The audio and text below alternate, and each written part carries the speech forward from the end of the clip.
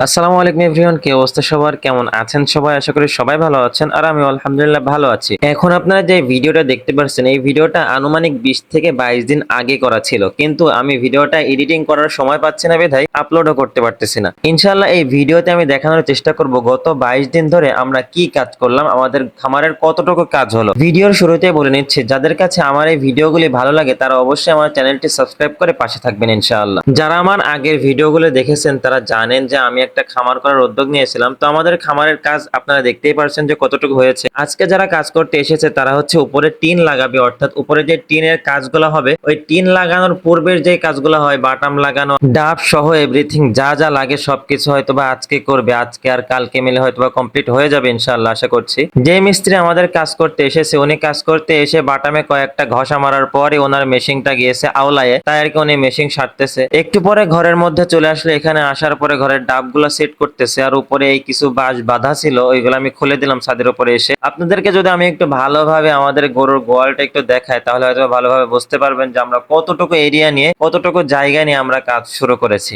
এখন হয়তো আপনারা ভালোভাবে দেখতে পাচ্ছেন যে আমরা গরুর গোয়ালটা কতটুকু জায়গার উপরে করেছি। অনেকে বলতেছে যে 4 কোণা শেপ হয়ে গিয়েছে। তো আলহামদুলিল্লাহ ডাবগুলো বসানো শেষ। এখন আজকে একটু বেলা হয়ে গিয়েছে, সন্ধ্যার কাছাকাছি সময় এখন আমি ভিডিও করতেছি। তো হয়তোবা ওরা আজকে এতটুকু কাজ করে চলে যাবে, এখন দেখা যাক কি করে। আসরের নামাজ অলরেডি হয়ে গিয়েছে। আসরের নামাজ শেষ করে এসে আমি ছাদের উপরে এসেছি গরুর গোয়ালের ভালো ভিডিওটা করার জন্য, কিন্তু এখানে আসার পরে ভাই রোদের এত তাপ, আমি রোদের দিকে তাকাতেই পারতেছি না। আলহামদুলিল্লাহ প্রায় 7 দিন পরে আমাদের এই ঘরের কাজ অর্থাৎ চাল লাগানোটা কমপ্লিট হলো। তারপরে পাশে এখানে দেখতে পাচ্ছেন যে এখানে হচ্ছে বুনট কাটা হয়েছে। এই বুনট কাটা হয়েছে, এখানে একটা ছোট্ট একটা ঘর করবো ইনশাল্লাহ। এই ঘরের মধ্যে আপনার গরুর ছাল, গরু ধান, আমরা যেহেতু চাষি মানুষ এখানে অনেক কিছু রাখা লাগে, স্টোর রুম হিসেবে আমরা এটা ব্যবহার করবো, তাই ছোট্ট একটা ঘর করার চিন্তা ভাবনা করেছি। আর এখানে দেখতে পাচ্ছেন যে গরুর গোড়া অলরেডি করা হয়েছে। গরুর গোড়ার পাশে দেখতে পাচ্ছেন এখানে হচ্ছে লম্বা করে রড লাগানো হচ্ছে, আর এই রডের সাথে একটা করে বালা থাকবে। যেহেতু গরুর ঘরের পাশে ছোট্ট আর একটা ঘর করার চিন্তা ভাবনা করেছি, এই জন্য ওই ঘরের ডাব সংগ্রহ করার জন্য আমরা একটু শহরে আসলাম। আমি আমার নানাকে সাথে নিয়ে ঘরের ডাব কেনার উদ্দেশ্যে রওনা দিয়েছিলাম। কয়েক জায়গায় দেখার পরে এখানে আসার পরে আমার নানা বলল যে এখানকার ডাবগুলা ভালো, এখানকার বাঁশগুলা ভালো, এই বাঁশগুলা নিলে হয়তো